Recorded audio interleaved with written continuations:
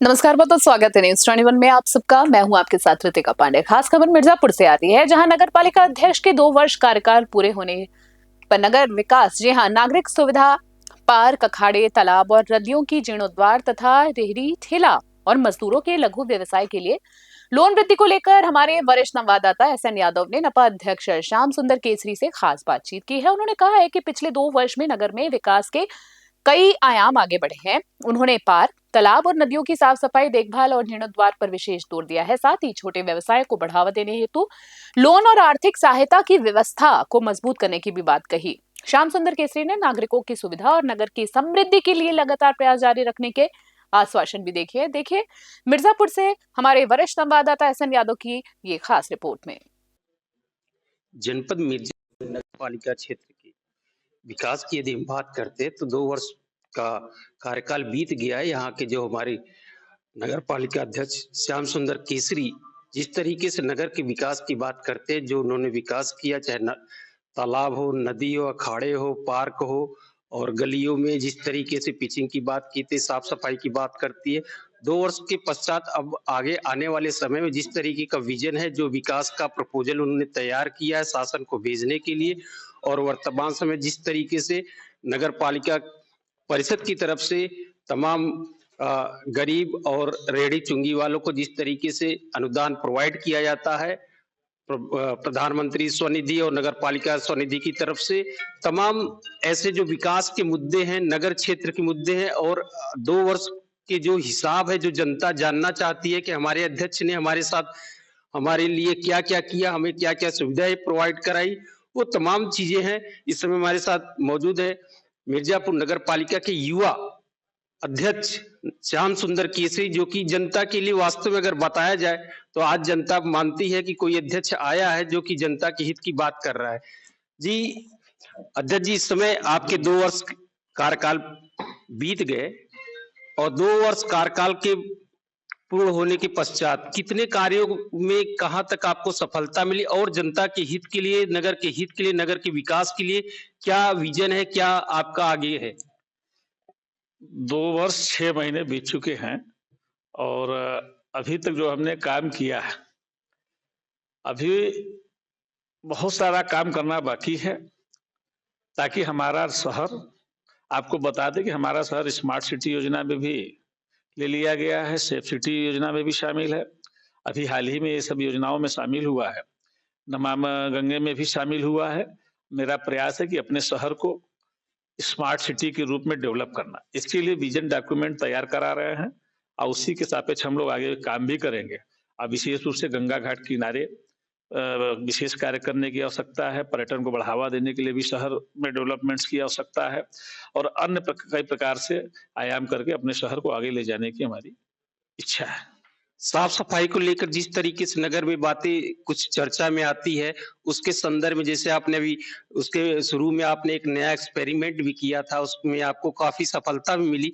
शहर में किस तरीके से वो अभियान, वो चीजें, वो एक्सपेरिमेंट कब से लागू हो रहा है? हम लोग लगातार प्रयास कर रहे हैं, और जिस प्रकार से आपने देखा होगा, मुकेरी बाजार चौराहे पे, गुड़हट्टी चौराहे पे कचरे का अंबार रहता था, गंदगी रहता था, उसको डेवलप करके स्पेस डेवलप किया है। साथ इसी प्रकार से बरौंधा में तिराहे पे और कई जगह हमने इस प्रकार का काम करने का प्रयास किया है, और आगे और भी करने का प्रयास जारी है। साथ ही साथ अपना जो दर्शनीय पर हिस्टोरिकल स्थल है हमारा उजला पुल, घंटाघर, इसको भी दर्शनीय स्थल में डेवलप करने का काम है। और अभी हम लोगों को नारघाट और बरिया घाट के सुंदरीकरण की भी स्वीकृति बंधन योजना में हो चुकी है, उसका भी काम आगे आने वाला है। और इस प्रकार से सेफ सिटी योजना में सीसीटीवी के साथ साथ पिंक टॉयलेट्स, महिलाओं को सुरक्षा प्रदान करने के लिए महिला पुलिस के द्वारा स्कूटी व्यवस्था, ये सारी कार्य हमारे शहर में आगे आने वाले दिनों में देखने को मिलेंगे। अध्यक्ष जी, एक समस्या थी नगर की जनता की, जो अक्सर प्रश्न पूछते हैं, हमसे भी कहते हैं कि अध्यक्ष जी से पूछिए जरूर, क्या उसका जवाब मिलता है। नगर के क्षेत्रों में हर जगह अक्सर काफी जाम मिल रहा है। तो अगर हम ई रिक्शा वालों से और किसी से बात किया जाता है तो उनकी ये समस्या है कि सर हमें कहीं स्टैंड नहीं मिलता, जिससे कि हम कहीं पे भी लगा देते हैं, तो इसकी जाम की मुख्य वजह यही हो जाती है। ऐसा नहीं है, हमने 2.5 साल के कार्यकाल में हमने 2 जगह स्टैंड डेवलप करने का काम किया है, समाहाल ओवरब्रिज के नीचे, दूसरा रविदास पार्क के सामने घोड़े शहीद के पास में। और लेकिन वहाँ हमारे जो ऑटो रिक्शा भाई हैं, वो लोग वहाँ पे न खड़ा करके अन्य जगह पे बेतरतीब लगाते हैं। उनसे भी मेरा निवेदन है कि ऑटो स्टैंड का उपयोग करें, ताकि शहर में जाम की समस्या से भी मुक्ति मिले। साथ ही साथ बहुत सारी चीज़ों को भी और करने की आवश्यकता है, इसमें हम लोग ध्यान दे रहे हैं। और जाम से निजात पाने के लिए सड़कों की चौड़ीकरण के लिए और अतिक्रमण, नालियों के ऊपर से अतिक्रमण भी लोगों को इस भाव से काम करना पड़ेगा कि ये शहर हमारा है और हमारे शहर को अच्छा रखना है, तो हमको कई चीज़ों का ध्यान रखना पड़ेगा। नाली के ऊपर अधिकांश हम ही खुद अतिक्रमण कर लेते हैं और बाद हम ही दोष देने लगते हैं शासन को।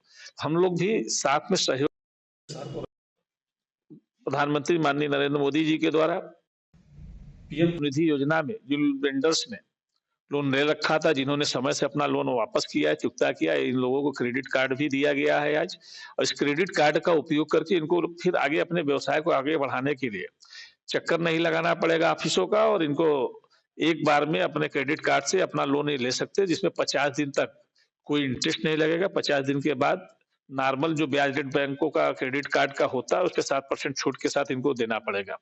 अपनी गुडविल बना के रखने पे हमारी सरकार और छोटे-छोटे हमारे रेहड़ी पटरी खुमचा वाले भाइयों को, बहनों को और आगे ले जाना चाहती है, ताकि हमारे देश में स्वावलंबन बढ़े, आर्थिक रफ्तार बढ़े, विकास तेजी से हो, सभी का सर्वांगीण विकास जो हमारा लक्ष्य है, समाज के अंतिम पायदान पे बैठे गरीब से गरीब व्यक्ति का सर्वांगीण विकास हो। उसी विजन के साथ हमारी मोदी जी की सरकार, हमारे योगी जी की सरकार काम कर रही है।